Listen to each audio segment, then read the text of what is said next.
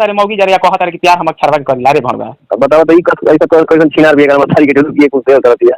तो भाई हमार जवन सोशल मीडिया पर काफी तेजी से एगो बात वायरल चलता पावर स्टार भड़ुआ सिंह के।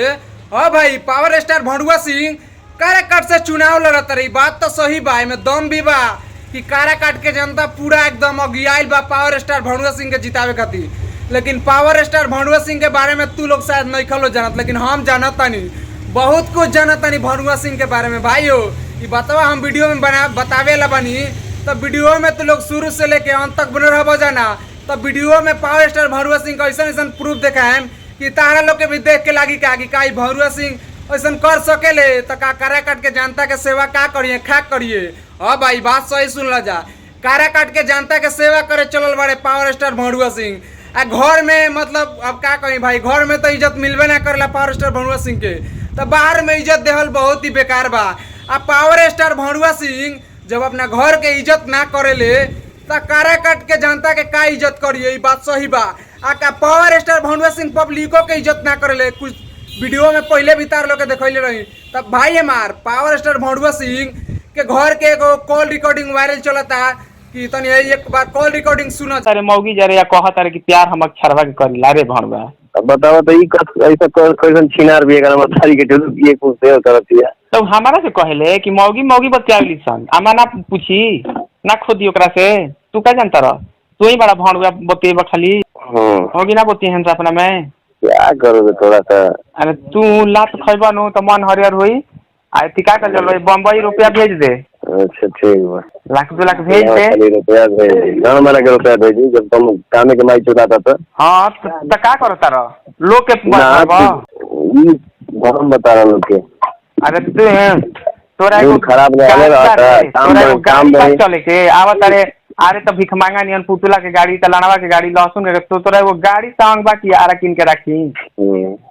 जौना चीज से घर चलता वो जब ओकरे फेरा नहीं तारा लोग के तो तारा के फेरा में रहे के बाद हमनी के एथी है नाक जत के जमल ना हो जाए कि कोई सनु चली ना कमैबो बैठ जाए जो कही उ कबूल, लेकिन भणुआ होकर रहबो उ कबूल ना रही।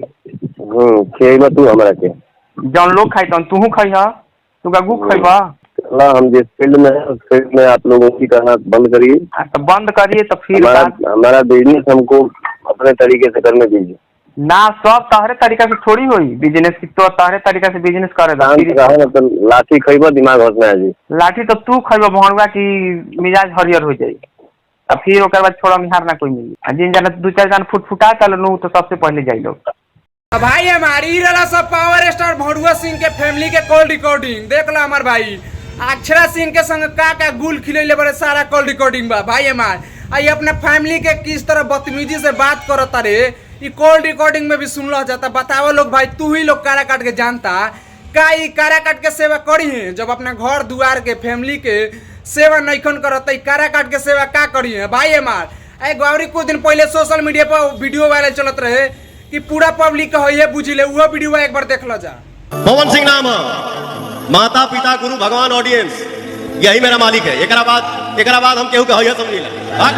भाई हमारी बा पवन सिंह पावर स्टार भड़ुआ सिंह के करनामा देखो जा, ना घर के इज्जत करते रहे ना पब्लिक के इज्जत करते रहे। तो बताओ लोग कि काराकाट के जनता के इज्जत का करी है। भाई हमार अगर तू लोग वोट देवलो ना तो साफ मिट्टी में गिरवलो, मिट्टी में भाई हमार गड्ढा में गिरवलो। पावर स्टार भड़ुआ सिंह कबो जनता के सेवा ना कर सकेला, खाली भरमावत बात में। भाई हमार देखला जा अपना कॉल रिकॉर्डिंग एक प्रूफ देखो कि घंटा बुझेला पावर स्टार पूरा पब्लिक के। तो भाई हमार वीडियो देखला जा, बताओ जा, तू ही लोग बताइए जा। हम मानता नहीं कि पावर स्टार भड़ुआ सिंह के विरोध करे नहीं, लेकिन तू लोग बताओ जा कि जो वीडियो सोशल मीडिया पर वायरल चलता ये वीडियो से का सहमत बारल हो कि पावर स्टार भड़ुआ सिंह कबो काराकाट के जनता के सेवा कर सकेले, कबो ना करिए। भाई हमार अपन राय कमेंट में जरूर बताइए।